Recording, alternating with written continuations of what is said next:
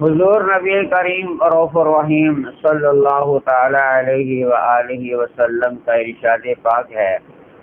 آپ فرماتے ہیں کہ جو بندہ مجھ پر ایک بار درود پاک پڑھے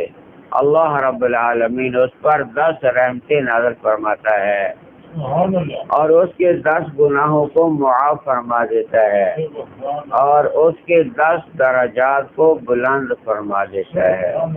سبحان اللہ، کتنی بڑی سعادت ہے درود پاک کی۔ تو ہمیں بھی ضرور اپنے آقا علیہ الصلوۃ والسلام کی بارگاہ میں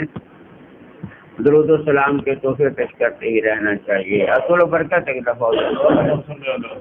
اللهم صل على سيدنا ومولانا محمد وعلى آل سيدنا محمد وبارك وسلم عليه۔ اللہ رب العالمین نے قرآن مجید فرقان حمید میں ارشاد مبارک فرمایا، فَإِن كَذَّبُوكَ فَقُل رَّبُّكُمْ ذُو رَحْمَةٍ وَاسِعَةٍ وَلَا يُرَدُّ بَأْسُهُ عن القوم المجرمین۔ اللہ کریم نے اس آیات مقدسہ میں یہ ارشاد پاک فرمایا ہے، پھر اگر وہ آپ کو جھٹلائیں تو آپ فرما دیجئے کہ تمہارا رب وسیع رحمت والا ہے اور اس کا عذاب مجرموں پر سے ٹالا نہیں جائے گا۔ اللہ رب العالمین نے اس آیات مقدسہ میں حضور نبی کریم صلی اللہ علیہ وسلم کی شان اقدس بھی بیان فرمائی ہے اور اپنی رحمت کا بھی ارشاد فرمایا ہے، اور پھر مجرموں کی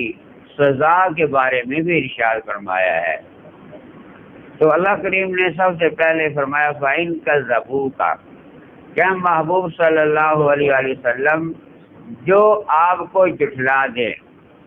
جو آپ کو جھٹلائیں، تو اس میں اصل میں وہ انسان جو حضور علیہ السلام کو جھٹلا رہا ہے نا،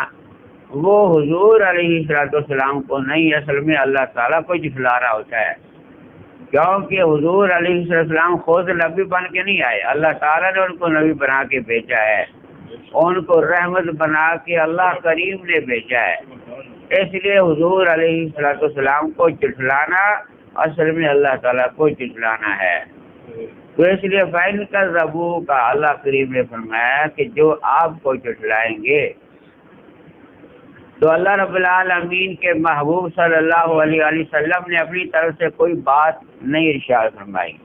آپ کا ہر حکم اللہ تعالیٰ کی طرف سے ہی ہے، کیونکہ اللہ تعالیٰ ارشاد خود فرماتا ہے إِلَّا وَحْيٌ يُوحَىٰ، میرے محبوب صلی جو فرماتے ہیں وہ حق فرماتے ہیں، جو ارشاد فرماتے ہیں وہ سچا ارشاد فرماتے ہیں، جو ارشاد فرماتے ہیں وہ اللہ تعالیٰ کی طرف سے حکم ہوتا ہے وہ فرماتے ہیں۔ حضور علیہ السلام جب بھی بولتے ہیں وہی الہی سے بولتے ہیں، اس لیے حضور علیہ السلام کی شان اقدس کا انکار کرنا اللہ تعالیٰ کی ذات کا انکار کرنا ہے۔ حضور علیہ السلام کو جھٹلانا یہ اللہ کریم کو جھٹلانا ہے۔ تو اس لیے جھٹلانے والوں کے لیے اللہ کریم کا خاص یہ ارشاد ہے وَإِن كَذَّبُوكَ فَقُل رَّبُّكُمْ، بس آپ ان سے فرما دیجئے، ان سے فرما دیجئے جو آپ کو جھٹلا رہے ہیں، کیا ہے جھٹلانے والوں، تمہیں موقع دیا جاتا ہے۔ یہ اللہ تعالیٰ کی کتنی رحمت ہے کہ اللہ کریم نے جھٹلانے والوں کو موقع دیا ہے، کیا ہے جھٹلانے والوں فَقُل رَّبُّكُمْ ذُو رَحْمَةٍ وَاسِعَةٍ۔ اللہ رب العالمین ارشاد پاک فرماتا ہے کہ محبوب صلی اللہ علیہ وسلم آپ ان سے فرما دیجئے کہ اے جھٹلانے والوں تمہارا رب بڑا مہربان ہے۔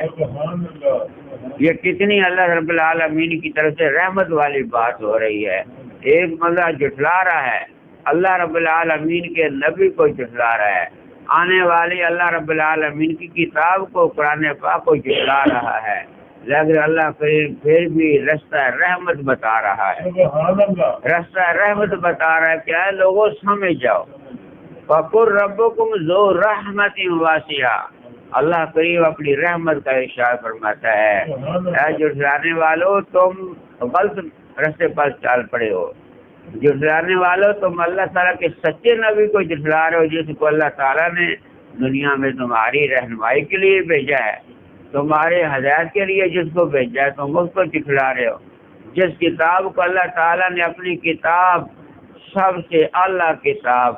تمہارے لیے وہ پیغام بھیجا تم اس کو جھٹلا رہے ہو، تو اللہ کریم نے پھر بھی رحمت کا ارشاد فرماتے ہوئے فرمایا یہ تمہیں مہلت دی جا رہی ہے، یہ اللہ تعالیٰ کی طرف سے مہلت ہے جھٹلانے والے لوگوں کے لیے۔ ذو رحمت واسعہ، اللہ کریم نے اپنی رحمت وسیع کا یہاں ارشاد فرمایا ہے کہ تمہارے رب کی رحمت وسیع ہے کہ تمہیں مہلت دیتا ہے، سمجھ جاؤ، ہوش کرو، اپنے آپ کو سنوار لو، اللہ تعالیٰ کے تابع دار ہو جاؤ اگر تم نے دنیا کے ساتھ آخرت کے نام پانے ہیں تو اللہ رب العالمین نے یہ بطور رحمت کا ارشاد فرما کے ان کو مہلت دی ہے گناہ گاروں کے لیے۔ جو گناہ گار ہے، جو مجرم ہے، جو اللہ تعالیٰ کی رحمت کا، جو اللہ تعالیٰ کے محبوب رحمت للعالمین کا، جو اللہ رب العالمین کی اس کتاب کا وَنُنَزِّلُ مِنَ الْقُرْآنِ مَا هُوَ شِفَاءٌ وَرَحْمَةٌ لِّلْمُؤْمِنِينَ وَلَا يَزِيدُ الظَّالِمِينَ إِلَّا خَسَارًا۔ اللہ کریم نے اپنے پیارے محبوب علیہ السلام کی زبان اقدس سے یہ ارشاد پاک فرمایا کہ اے جھٹلانے والوں تمہیں مہلت دی جاتی ہے، ابھی سمجھ جاؤ، ابھی تمہیں موقع ہے، سمجھ جاؤ، تم سدھر جاؤ گے تو تمہارا ہی فائدہ ہے، نہیں تو پھر کیا ہوگا؟ وَلَا يُرَدُّ بَأْسُهُ عَنِ الْقَوْمِ الْمُجْرِمِينَ۔ جو مجرم لوگ ہیں نا، مجرم لوگ، اللہ کریم نے آگے مجرموں کی بات کی ہے کہ اب تو تمہیں موقع دیا جا رہا ہے، اب تمہیں موقع ہے کہ تم اپنے آپ کو ہوش میں لاؤ اور سدھر جاؤ، دیکھو دنیا جہان کی، قُلْ سِیرُوا فِی الْأَرْضِ فَانظُرُوا کَیْفَ کَانَ عَاقِبَةُ الْمُجْرِمِینَ۔ دیکھو دنیا میں سیر کر کے کہ مجرموں کا کیا حال ہوا ہے، مجرموں کا حال کیا ہوا۔ دیکھ لیجیے ابو لہب کو، دیکھ لیجیے جب مجرم ہوا تو اس کے لیے اللہ رب العالمین کی طرف سے لعنت کا تو قیامت تک کے لیے قرآن پاک میں بیان کر دیا گیا۔ اسی طرح ابو جہل کو دیکھ لیجیے، اسی طرح نمرود کو دیکھ لیجیے، اسی طرح شداد کو دیکھ لیجیے،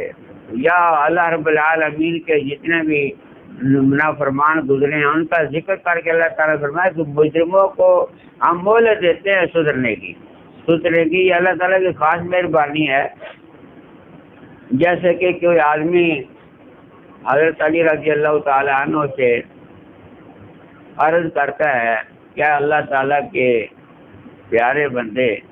یہ ارشاد فرمائیے کہ اللہ تعالیٰ اپنے بندوں کی دعا فوراً قبول کیوں نہیں فرماتا؟ کہ بندہ دعا کرتا ہے یا رب العالمین مجھے یہ چاہیے، مجھے یہ چاہیے، بندہ مانگتا ہے تو اللہ رب العالمین عطا تو فرماتا ہے، لیکن جب ضرورت ہوتی ہے اس وقت نہیں مل رہا ہوتا، یا دعا میں تاخیر ہو جاتی ہے، یا اس کے اندر فوراً قبول کیوں نہیں فرماتا؟ تو یہ ارشاد فرمائیے حضرت علی رضی اللہ تعالیٰ نے فرمایا کہ یہ تم شکر کرو اللہ تعالیٰ کا کہ تمہیں فوراً تمہاری غلطی پر پکڑتا نہیں ہے، تمہاری غلطی پر تمہیں پکڑتا نہیں ہے۔ اگر جیسے تمہاری غلطیاں ہیں، تم کہتے ہو کہ ہماری دعا قبول کیوں نہیں ہوتی فوراً، تو فوراً دعا جس طرح وہ قبول فرما سکتا ہے اسی طرح تمہاری غلطیاں زیادہ ہیں، گناہ زیادہ ہیں، تمہیں مہلت پہ مہلت دیا جا رہا ہے۔ اگر وہ پکڑنا چاہے تو فوراً تم پکڑ سکتا ہے کہ جب تمہارے ہاتھ اللہ رب العالمین کی نعمت ہیں، جب تم یہ نافرمانی پر اٹھا رہے ہو تو اسی وقت بھی پکڑ سکتا ہے، اسی وقت بھی پکڑ سکتا ہے۔ تمہاری آنکھیں اللہ کی نعمت ہے، جب نافرمانی جو دیکھ رہی ہوں تو پھر اسی وقت بھی پکڑ سکتا ہے، لیکن مہلت دیتا ہے، مہلت دے رہا ہے کہ اس سے اتر جاؤ، سنبھل جاؤ، اپنے رب کی رحمت وسیع کی طرف آ جاؤ۔ اس لیے انسان اپنے گناہوں کی طرف دیکھے، ہم کتنے گناہ کرتے ہیں، ہمیشہ لگاتار گناہ ہی کیے جا رہے ہیں، تو ہمیں جو بچایا ہوا ہے یہ اللہ تعالیٰ کی رحمت نے بچایا ہوا ہے. اللہ تعالیٰ کی وسیع رحمت کے سہارے ہم بچے ہوئے ہیں اور حضور علیہ السلام کی رحمت کے بدلے میں بچے ہوئے ہیں. یہ اللہ رب العالمین کے محبوب بھی ہمارے لیے رحمت بن کے آئے ہیں. رحمت للعالمین، عالمین کے لیے سرکار علیہ السلام رحمت ہیں. اس لیے اللہ رب العالمین نے یہ مہلت دیا اور خاص کر فرمایا ہے کہ جب دنیا سے بندہ جائے گا اس وقت اگر کوئی بندہ مجرم ہے تو پھر اس کو عذاب جو ہوگا نا اللہ رب العالمین کی طرف سے اس کو کوئی بچا نہیں سکے گا. مجرم کو کوئی بچا نہیں سکے گا. ولا یرد باسہ عن القوم المجرمین. اللہ کریم ارشاد پاک فرماتا ہے کہ اس کا عذاب مجرموں پر سے کوئی ٹالا نہیں جائے گا. جو مجرم لوگ ہیں نا ان کو پھر اگر وہ دنیا میں توبہ کر لیتے ہیں، اپنے رب کو رب مان لیتے ہیں، رب کی رضا پر راضی ہو کے اس کی بات میں لگ جاتے ہیں، اس کے ذکر شکر میں لگ جاتے ہیں، تو اللہ تعالیٰ تو بڑا مہربان ہے. کوئی سچے دل سے توبہ طیب ہو کے پچھلے گناہوں کی رب سے معافی مانگ لے تو اللہ تعالیٰ تو پھر بھی مہربانی فرما دیتا ہے. وہ تو زندگی کے گناہوں کی پرواہ نہیں کرتا کہ میرا بندہ زندگی پر گناہ کرتا رہا ہے. جب بھی اس کی بارگاہ میں کوئی بھی آ جائے سچے دل سے توبہ طیب ہو جائے اور عرض کرے یا رب العالمین میں خطا کار ہوں، مجھ سے غلطی ہوگی، تو رحمان ہے، تو رحیم ہے، تو کریم ہے، مجھ پر کرم فرما، میری بخشش فرما. تو اللہ تعالیٰ فرماتا ہے کہ مجھے کوئی پرواہ نہیں ہے. اللہ الصمد، اللہ بے پرواہ ہے، اللہ بے نیاز ہے، چاہے تو ساری خطاؤں کو ایک سیکنڈ کے اندر معاف فرما دے.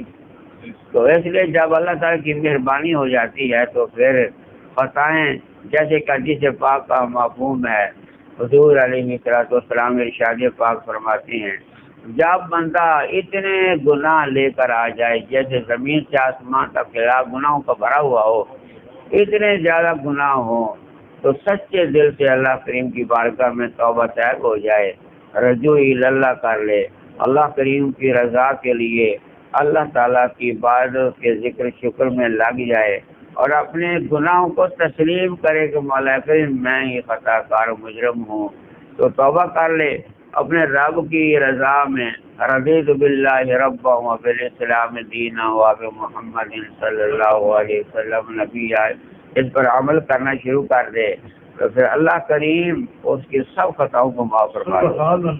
سب گناہ معاف فرما دے گا. تو اس لیے جیسے ایک حدیث پاک میں آتا ہے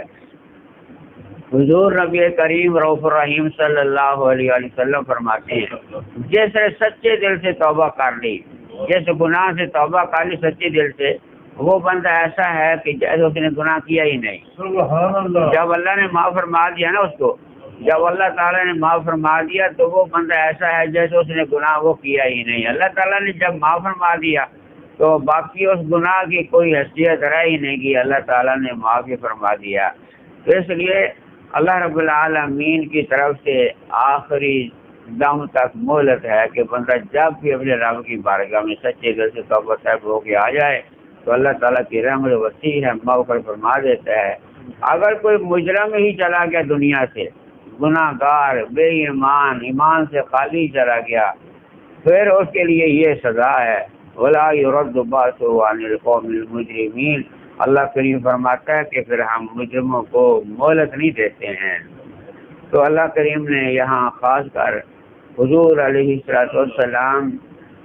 پر جو یہودی اعتراضات کرتے تھے، یہودیوں کو اللہ رب العالمین نے خاص کر جو منع فرمایا حلال و حرام کی خبر دی حضور علیہ السلام نے. اگر یہودی اللہ کریم فرماتا ہے اگر یہودی اسے جھٹلائیں تو آپ فرما دیجئے تمہارا رب وسیع رحمت والا ہے، اسی لیے وہ جھٹلانے والوں کو مہلت دیتا ہے اور عذاب میں جلدی نہیں فرماتا. اللہ کریم انہیں ایمان لانے کا موقع دیتا ہے، ورنہ بہرحال جس پر عذاب الہی کا فیصلہ ہو جاتا ہے نا تو اسے عذاب ٹالا نہیں جاتا، پھر عذاب اسے وقت پر آ ہی جائے گا. اس لیے اللہ تعالیٰ سب کو سمجھنے کی توفیق عطا فرمائے، اپنی رحمت کاملہ اللہ کریم سب کو نصیب فرمائے، آمین۔ افضل ذکر لا الہ الا اللہ